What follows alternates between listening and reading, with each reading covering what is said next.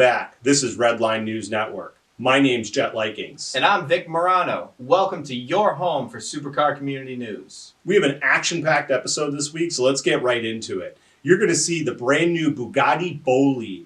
The SSC Tuatara is back, however, it's in timeout this time. And you're also going to see a twin-turbo F12 Ferrari. However, the turbos are actually top-mounted through the hood. So sit back, relax, let's take it to Redline.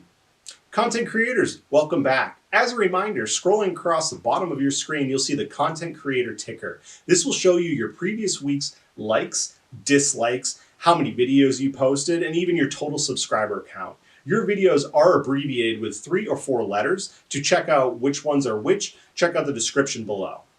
So starting out this week, we're going to bring it back to the SSC Tuatara. Now, we know we're not the first ones, nor are we going to be the last ones to report out on this. But because it's such a significant topic and we've reported out on it in the past, we feel that we need to bring you the facts and then leave you with a little bit of our opinion at the end. So if you've been living under a rock the past week, a lot of things have come out over the Tuatara run. So we start out the week with basically a Reddit post, and it was basically stating how this top speed run might have been false. It might have been made up, and this car might not actually have gone over 300 miles per hour. And then we saw Shmee 150, which I thought was super interesting because Shmee really doesn't get into this, YouTube gossip. He really stays out of all this, but he put on his detective hat and really went into this video. And it was kind of interesting what he did. He overlaid the Koenigsegg Agera's top speed run and put it side by side, matched it up, and then even went on Google Maps and found the spacing in between the medians on this highway in Nevada and proved that this car was actually not going the speeds that they stated. After that, Misha actually came out and took it a step further. I mean, they brought math into the equation, and they were actually talking about the gear ratios, the tires, and then even the RPMs, and they proved that this car, in the video as we saw it, was only doing 247 miles per hour. As a reminder, their top speed average was 316, and they were saying in 6th gear, this thing could only be doing 247. Later on in the week, we see something from Duaton saying that, they weren't there.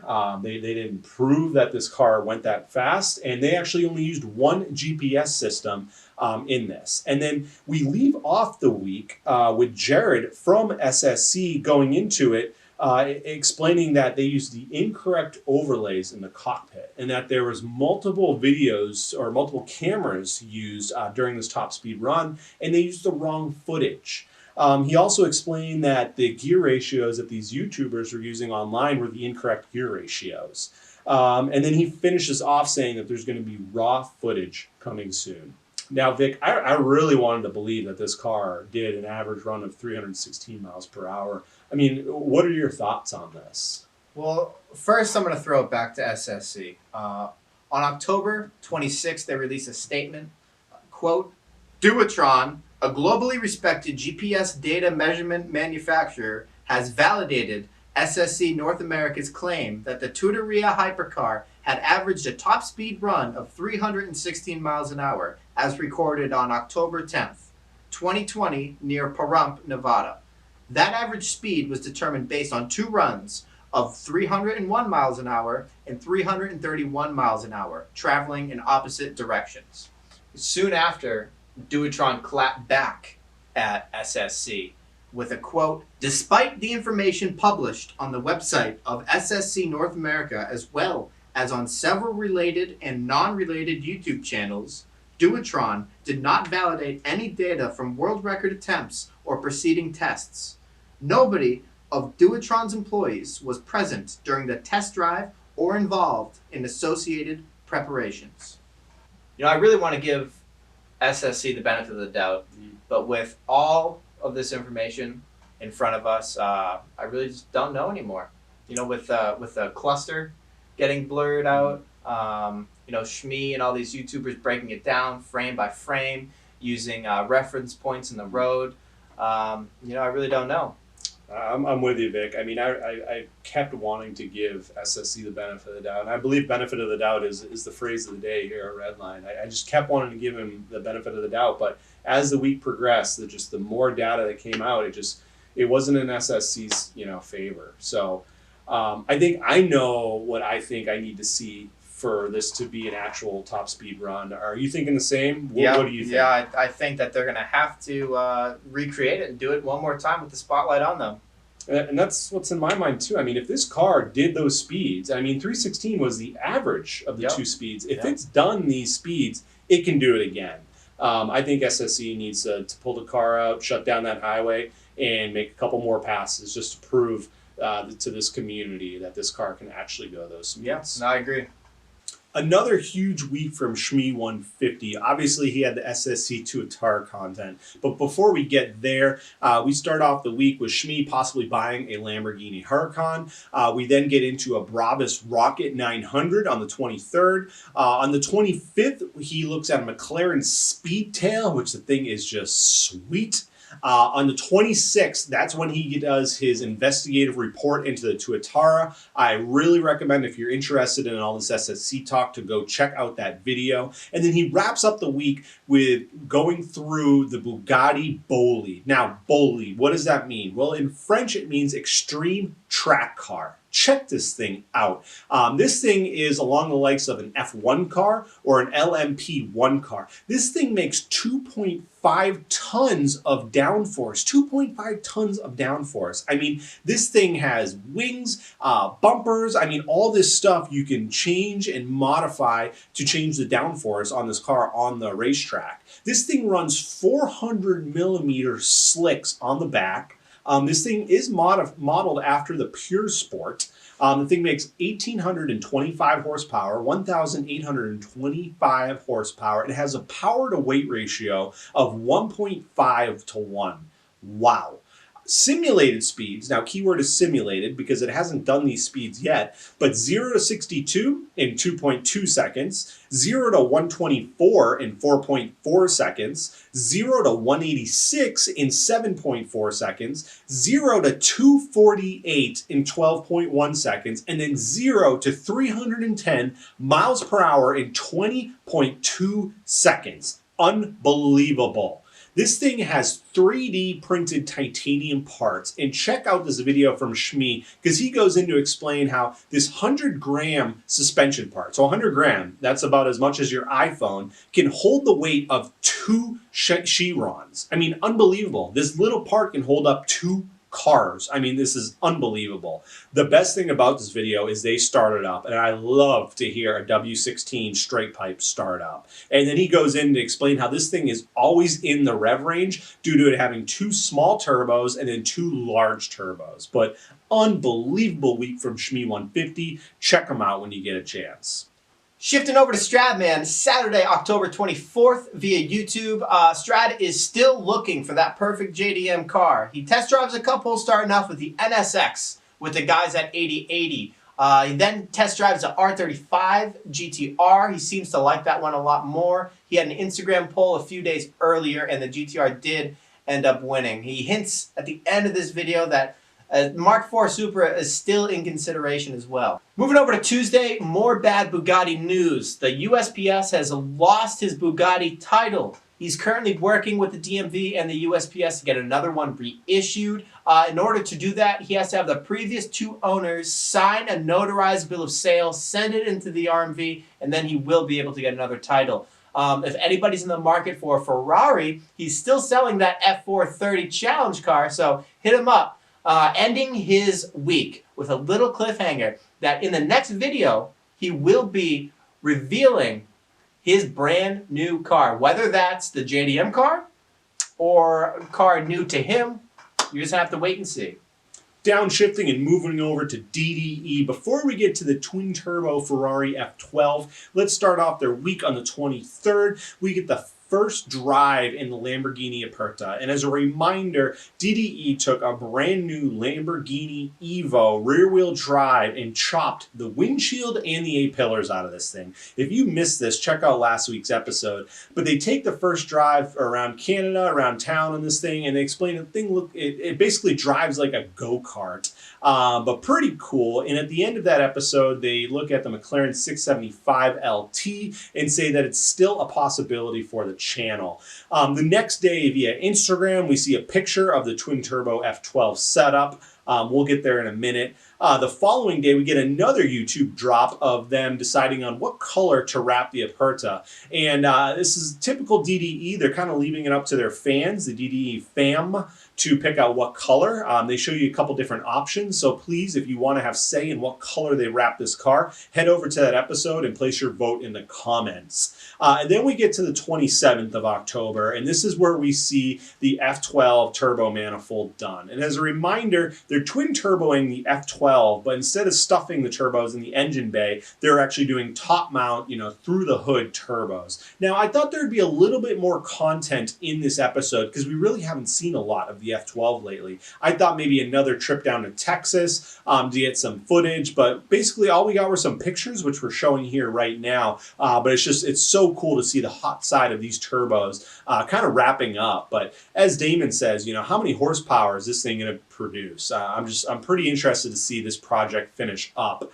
And then we wrap up that episode with them looking at the Lamborghini Squadra Corsa, and they have decided that they're going to switch it over to a manual transmission. Now, as a reminder, the Squadra Corsa is kind of a special Lamborghini. It was one of the final models of the Gallardo, and there's only a few of them out there, but DDE doesn't care. They're going to rip out that E-gear automatic, and they're going to throw in a manual. So can't wait to see that build process coming up. Keep them at it, DDE. Over to Savage Garage, Thursday, October 22nd, the Savage crew takes delivery of the first RS6 Avant in the US. If you guys head over to their second channel, Savage Garage Clips, you can see that they've already started modifying it. Stage 2 tune, downpipes, full exhaust, lowered on wheels. The thing is really coming together nicely.